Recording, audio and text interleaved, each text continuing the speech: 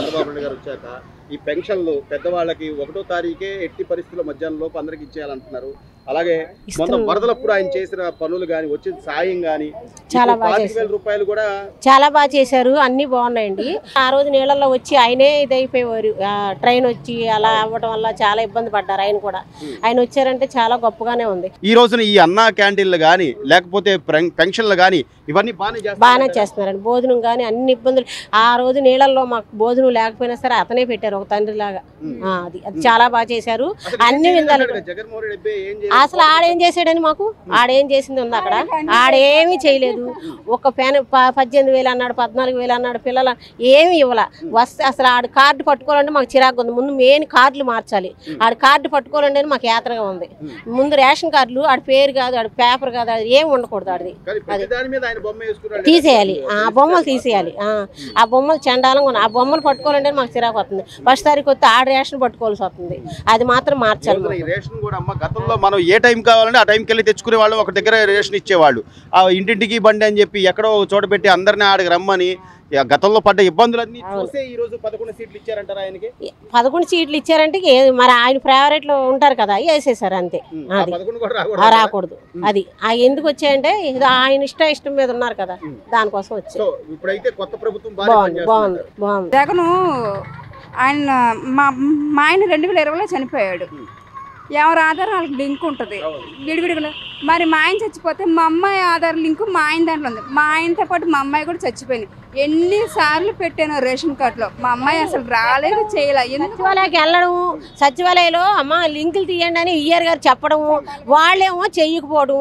మాకు పెన్షన్ కాదు, మా ఆయన గారికి పెన్షన్ కాదు అని మా అబ్బాయికి లింక్ అయిపోయినండి. 10 మంది మేము 10 మంది కలిపి మా అబ్బాయికి లింక్. అప్పుడు ఫోన్లు లేవు కదా, ఫోన్లు లేకపోవడం ఆయన నెంబర్ ఇచ్చాము. ఆయన నెంబర్ ఇచ్చిన కానీ మేము తీసుకోవడం అవ్వలేదు. అవ్వకపోతే దేనికి నువ్వు లింక్ అయిపోయినాయి. ఇప్పుడు ఇంటికి కూడా అదే లింక్ అయిపోయింది. 18,000 రూపాయలు రా. కొత్తగా మళ్ళీ పెట్టుకొని మళ్ళీ మీరు అన్నట్టుగా రేషన్ కార్డులు కూడా కొత్త ఇవ్వబోతున్నారు. ఫస్ట్ తారీఖు కొత్త ఆయన ముట్టుకోవాల్సి వస్తుంది మాకు. రేషన్ కార్డు తీసేయాలి. పరిపాలన చాలా బాగుందండి ఆయనది. చంద్రబాబు నాయుడు గారికి అనుభవం ఉంది, జగన్ గారికి అనుభవం లేదు. ఆయన ఫస్టే ఎక్కారు కాబట్టి అవకాశం ఏమన్నాడు, ఇచ్చాము. ఆయనకి అవ్వలేదు. మళ్ళీ మేము ఎన్నుకున్నాం. మళ్ళీ మా నాయకుడినే మేము ఎన్నుకున్నాం. అంతా బాగుంది. కాకపోతే ఏంటంటే ఇప్పుడు రేషన్ కార్డులు పెట్టారు కదండి, ఒక కుటుంబంలోని ఎవరికాళ్ళు విడిపోతున్నారు. కోడళ్ళు అత్తలు విడిపోతున్నారు. అప్పుడు ఎవరి దానికి వేరు చేయాలి. ఆ సర్వే మాత్రం కొంచెం గట్టిగా చేయించండి. అది ఇది మాత్రం కార్డులు ఇచ్చేటప్పుడు ఖచ్చితంగా అమ్మ సర్వే ప్రతిదే ఉంటుంది. ఈ రోజున మ్యాపింగ్ అనో లేకపోతే ఇంకోటనో ఏదో రాలేదని మీరు బాధపడాల్సిన అవసరం లేదు. ప్రతి చివరి వ్యక్తి వరకు కూడా ఈ వరద నష్టం ఇచ్చే వరకు నేను ఉంటానని చంద్రబాబు నాయుడు గారు ఉంటే అభివృద్ధి ఉంటుందండి. నాకు ఖచ్చితంగా నమ్మొచ్చు. అంటే చాలా మంది సూపర్ 6 ఇవ్వలేదు కదా, ఎమ్మటే చేయలేదు కదా అంటున్నారు. కొద్ది టైం ఇవ్వాలంటే పథకాలు వేసిన అయిపోయినా ప్రతి ఒక్క మనిషికి పని తగులుతుందండి, పని ఉంటుందండి. ఇసుకే కానీ ఏదైనా కానీ ఇసుక ఆపేయడం, అన్ని పనులు ఆగిపోయింది.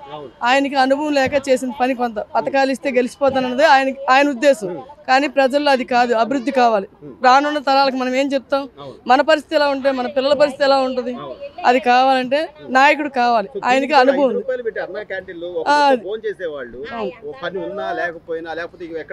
దూరభారాల నుంచి హాస్పిటల్కి వచ్చిన 5 రూపాయలతో కడుపు నిండేది. జగన్మోహన్ రెడ్డి గారు ఏమైనా బాగుకున్నాడమ్మా పోనీ? ఆయనకి అర్థం లేదు ఏంటంటే కక్షల పరంగా చూసుకున్నాడు తప్ప ఏంటన్నది ప్రజలు ఏంటన్నది ఈ మధ్యలో ఇటు మధ్యలో ప్రజలు నలిగిపోయారు తప్ప వాళ్ళు బాగానే ఉన్నారు. కాకపోతే తెలుసుకున్నాం కాబట్టి గుడ్డిగా నమ్మి వేసాం కాబట్టి ఈ రోజున మళ్ళీ మాకు వద్దనుకుని మేము ఈయనకి చంద్రబాబు నాయుడు గారికి వేసాం. అర్థమైంది. బాగుందండి. పరిపాలన చాలా బాగుంది. అవును, అభివృద్ధి తెలుసండి ఆయనకి. ఆయన అభివృద్ధి చూసుకుంటాడు, పథకాలు చూడు. ఆయన మాకు పథకాలు ఇవ్వకపోయినా పర్వాలేదు కానీ అభివృద్ధి మాత్రం ఉంటుంది ఆయన ఉంటే. అది అన్ని బాగానే ఉంటుంది. దాన్ని కట్టేస్తాడు. మన పిల్లలు మనం ఇలాగైపోయాము, మన పిల్లలైనా బాగుంటారు, ప్రభుత్వం బాగుంటుంది, మన ఏరియా మారుతుంది. మన హైదరాబాద్ అంతంత దేశం వెళ్ళి మన పిల్లలు ఎక్కడ తల్లిలో ఒక చోట పిల్లలు ఒక చోట ఉన్నాము. విజయవాడలో అమరావతి కడితే ముందు ఫ్యూచర్ లో మాకు బాగుంటుంది. అన్ని ఏ 3 రాజధానులు అండి? ఎందులో 5 ఏళ్ళలో ఏం చేశాడు? మొత్తం జనాలు పిచ్చోళ్ళు చేసి ఆడిచ్చారు తప్ప ఈయన ఇది లేదు కదా. ప్రభుత్వం మీద ఇంకా చంద్రబాబు నాయుడు గారి మీద బురద జల్లే ప్రయత్నమే చేస్తున్నారు. మొన్న బుడమేరు గేట్లు ఎత్తాడంటారు, లేకపోతే ఆయన ఇల్లు మునుక్కుంటా. గేట్లు ఎక్కడ ఉన్నాయండి బుడమేరుకి? అది చెప్పిన నమ్మాలిగా. ఆయనకి ఏంటో ఇలా మాట్లాడుతున్నారు. నేను నడిచెళ్ళాను 3 కిలోమీటర్లు నడిచెళ్ళాను, నన్ను కులం అడుగుతున్నాడు, క్యాస్ట్ అడుగుతున్నాడు అని చెప్తాడేంటి? మానవత్వం, నా మతమే మానవత్వం అంటున్నాడు. నిజంగా మానవత్వం ఉన్నోడైతే 5 రూపాయలు అన్నా క్యాంటీన్లు పేదవాడి కడుపు కొడతాడు తీసేసి, నేనేమో అది చేశాను. నేను తిరుపతికి వెళ్ళాను, 3 కిలోమీటర్లు నడిచెళ్ళాను. 3 కిలోమీటర్లు నడిచెళ్తే నన్ను కులం అడిగాడు, క్యాస్ట్ ఆడ అసలు రాడు. ఆడే మా చర్చికి వెళ్ళి దండం పెట్టుకుని వచ్చేవాడు, ఆడే తిరుపతికి వెళ్ళాడు అని చెప్తాం.